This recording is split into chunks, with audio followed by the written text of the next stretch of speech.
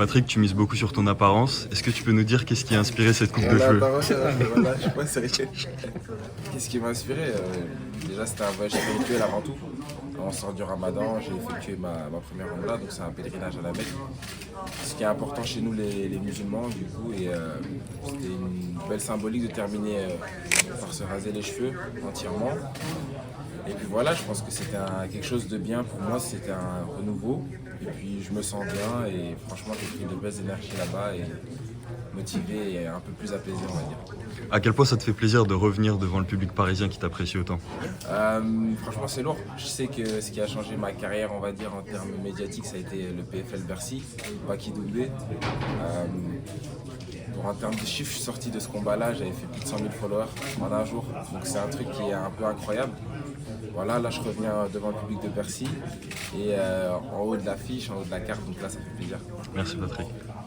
Patrick, là, tu nous avais dit en février que tu allais revenir au PFL en mai. Là, tu reviens. Tu nous as dit aussi qu'il allait y avoir un PFL en Belgique. J'ai l'impression que le train, il suit son cours. Est-ce que tu es fier aussi de quand il y a le PFL qui vient à Paris et qui va en Belgique, il t'appelle? Je pense que là, le PFL a placé beaucoup de confiance en moi. Je pense qu'ils ont réalisé certaines choses. C'est ma troisième apparition. Première apparition, j'étais censé être au premier combat de la carte. Ils se rendent compte qu'il y a un engouement, ils me mettent au milieu. Et je finis le combat. On arrive au PFL Lyon. Ils se rendent compte, après le chaos, sold out, etc. à Lyon. Je pense qu'ils se sont rendus compte de certaines choses à Lyon. Il y a eu une grosse différence entre mon deuxième combat et là, c'est mon septième. Du coup, ils ont placé beaucoup d'espoir en moi. Je sais qu'aussi il y a certaines personnes qui sont plus vers la fin de la carrière que le début. Moi je suis au tout début de ma carrière, je suis en train de commencer, du coup je suis un peu l'enfant du PFL, je me construis là-bas et on espère après atteindre le plus haut. Un mot sur ton adversaire? C'est un Belge comme moi, du coup c'est un peu spécial. Franchement, ça va être un fight, je pense, qui va être dur parce que c'est un bon combattant. Moi, j'ai que du respect parce qu'il combattait déjà avant même que je commence le MMA. Ça veut dire que pour moi, c'est un peu spécial et c'est des gens qu'on a regardés d'abord avant d'affronter. Du coup, c'est un peu spécial de se dire que maintenant je l'affronte alors que j'ai grandi en le regardant combattre. Moi, j'ai beaucoup de respect pour l'équipe adverse. J'ai jamais été dans le trash talk. On se connaît, on se respecte. On sait que, j'espère en tout cas, qu'ils ne me sous-estiment pas. C'est la seule chose que j'ai toujours à cœur. Je pense c'est qu'on a toujours ce truc où, vu que je suis plus jeune, on m'a un peu sous-estimé. Mais voilà, je pense que ça va être un bon combat, très dur. Il a beaucoup plus d'expérience que moi, il a 2 fois plus de fights que moi, mais je pense avoir les armes pour gagner ce combat. Le PFL fait confiance aux combattants belges. Il y a d'autres combattants belges sur la carte. Est-ce que tu te rends compte que tu es le porte-étendard dans cette organisation?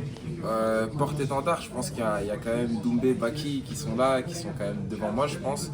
Mais ouais, je pense que je fais partie des 3 mousquetaires qui sont dans le PFL et qui portent ça au plus haut niveau. Et je pense on fait partie aussi des gens qui médiatisent le MMA et qui le développent et le vulgarisent à un plus grand public. Et ça fait plaisir. Comme je le dis, moi ça fait qu'1 an que je suis professionnel. C'est mon 7e combat en 1 an et 2 ou 3 mois, je pense. Donc ça veut dire que je suis vraiment actif, hyper actif on va dire. Je combats beaucoup, je prends chaque fois des adversaires plus expérimentés, chaque fois je vais chercher un niveau au-dessus. On m'a jamais fait de cadeaux, j'ai commencé par des grosses salles, j'ai commencé par Bercy, après j'ai fait un stade de foot main event, après j'ai fait l'Adidas Arena, après j'ai fait encore le PFL Lyon, LDLC Arena, 12 000 personnes. Là on attend 15 000 personnes, quelque chose comme ça, donc voilà. Je sais ce que c'est les grosses salles, je sais ce que c'est les grosses échéances. Je me prépare en connaissance de cause et on fait les causes et Inch'Allah on gagnera. Une autre question pour moi alors. Tu étais en Thaïlande pendant ton voyage spirituel. Comment ça s'est passé là-bas? La Thaïlande, j'ai été un peu plus en... En fait, j'avais une partie où je devais faire un tournage avec Venom. Du coup, avec Venom, il y a un fidèle sponsor à moi qui m'a repéré en amateur. Donc j'ai été le premier amateur mondial à signer avec Venom, ça c'était quelque chose de spécial. Avant les championnats du monde, gros big up à Younes, il se reconnaîtra. Et ouais, donc on a fait un gros tournage au Venom Training Camp à Pattaya. J'ai eu l'occasion de croiser quelques têtes. Après là, je ressortais d'un combat, du coup je n'étais pas allé en training camp, mais j'étais quand même semi-actif, donc je m'entraînais tous les jours, 1 fois par jour. Mais j'ai croisé Nabil, on me l'a fait rencontrer. Lui aussi il est branché sur One Piece, du coup c'était un peu drôle de se voir. J'avais un peu le seum aussi, je lui ai dit hey, gros, c'est moi Luffy gros, tu vois. Mais bon c'est vrai que je dois avouer, il ressemble plus à Luffy que moi. Mais c'est pas grave, mais en tout cas ouais, j'ai pu croiser quelques têtes de là-bas. On a discuté avec Mehdi Zaouf, j'espère que j'ai pas mal prononcé son nom de famille. Mais en tout cas, très belle personne, il nous a très bien accueillis là-bas. Et puis après, voilà, j'ai pu profiter un peu de repos. Et puis je suis rentré et retour au charbon. Merci Patrick. Si tu vises trois combats cette année, est-ce que tu vises le PFL pour la ceinture ou tu penses que c'est trop tôt? Écoute, je pense que au niveau de ma carrière actuellement, j'ai 24 ans, là récemment. Je pense que je suis loin de mon prime physique. Je pense que quand on regarde le champion de ma catégorie, c'est Ousmane Nurmagomedov.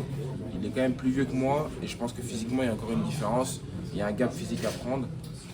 Je pense que je suis encore en train de me développer, mais ce que je sais, c'est que là, ici, l'avenir, ce qui est prévu, c'est faire le combat ici au PFL Bercy, prendre un très gros adversaire, c'est sur quoi je suis focus là maintenant. Et je sais que la prochaine échéance et la prochaine étape, c'est que si maintenant je passe ce test ici, il y a de très gros noms qui sont dans la liste pour le PFL Belgique et à l'international. C'est-à-dire qu'après ça, j'irai à l'international. Donc voilà, c'est passer le test d'abord, focus sur Bercy, mais après, on verra ce qu'il y en a. Pour l'instant, tu es sur les cartes du PFL Europe. Est-ce qu'on pourra te voir intégrer le tournoi l'année prochaine ou est-ce qu'on va directement te voir sur le PFL mondial? Alors moi, mon cas de figure avec le PFL, c'est pas nécessairement que le PFL Europe. C'est-à-dire que le cas de figure ici avec le PFL, c'est que je sais qu'ils ont eux la volonté de me faire de très gros fights. C'est-à-dire de super fights avec de gros noms, que ce soit international, UFC vétéran. Je vais te couper parce qu'on te voit sourire, c'est-à-dire que tu as un nom en tête. Il y a des choses qui se préparent. Il y a des blagues qui fusent. Il y a des choses qui se préparent et franchement, il y a des noms qui ont été mis sur la table, que j'ai été choqué, parce que c'est des gens que vous connaissez tous. On a tous regardé, qu'on a été fans, donc voilà, ça a été spécial. J'ai même demandé un nom aussi personnellement. Mais donc voilà, il y a du gros lourd qui se prépare. Mais comme toujours, moi je préfère être assez pragmatique. Je combats le 24 mai, j'affronte Nicolas Di Franco. C'est ma prochaine cible. Je dois passer ce combat-là d'abord. Avant toute chose, on ne va pas penser au futur, etc. 24 mai. Juste pour le plaisir, tu peux nous donner les top 2 que tu as au niveau de la catégorie?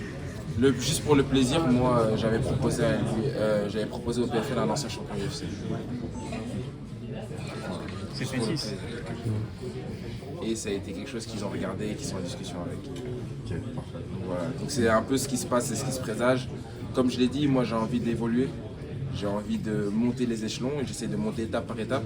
Et je pense que Nicolas Di Franco, c'est un gros test pour moi là dans ma carrière. C'est un bon test de me tester face à un combattant expérimenté qui est dur au mal. Et si je passe ce test, ben, je peux me dire ok, on peut aller chercher du UFC vétéran, etc. pour voir un peu ça dit quoi. Et puis, ouais, tu connais, on fait notre chemin. Une dernière question. Comment tu te sens à la fin de ce combat? Est-ce que tu aurais préféré que ce soit d'une autre nationalité?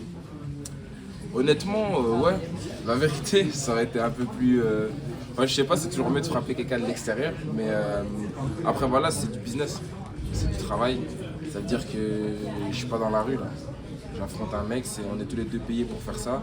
On est tous les deux consentants et conscients de faire ce combat-là. Et ça va rien changer dans la cage. Ça veut dire que je vais frapper avec la même envie et je vais vouloir terminer avec la même envie. Je suis très focus sur ma préparation. De moins en moins, vous me voyez sur les réseaux sociaux, etc. J'ai vraiment fait une différente dynamique, même dans mon équipe, de comment je travaille. Ce voyage aussi spirituel m'a apporté beaucoup.